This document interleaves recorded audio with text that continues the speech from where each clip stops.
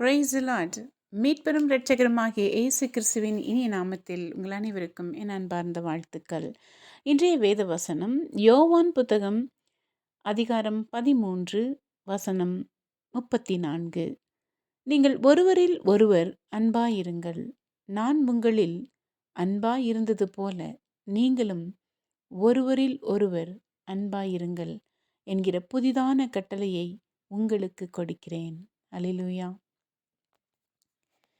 அன்பு உள்ளவர்கள் இருந்தால் அவருடைய சீஷனாய் இருப்போம். அவர் அன்பு என்ன என்பதை அவருடைய வாழ்வில் நமக்கு காட்டியுள்ளார். ஒருவர் மற்றொருவருக்காக தன்னுடைய ஆஸ்தியை கொடுக்கலாம், அந்தஸ்தை கொடுக்கலாம், புகழ்ச்சியை விட்டு கொடுக்கலாம், பணத்தை கொடுக்கலாம், தன்னுடைய இரத்தத்தை தானமாக கொடுக்கலாம், வாழ்வை கொடுக்கலாம்.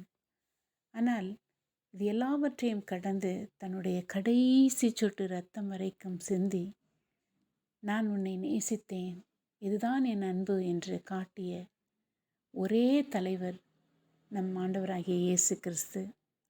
அப்படிப்பட்ட இந்த தெய்வம் நமக்கு காட்டிய இந்த வழி, அன்பை நாம் பின்பற்றி இந்த அன்பிற்காக நாம் வாழ, ஒருவரில் ஒருவர் அன்பு கூர்ந்து, ஒருவரை ஒருவர் ஏற்றுக்கொண்டு, ஒருவரை ஒருவர் மன்னித்து, ஒருவரை தாங்குவோமா?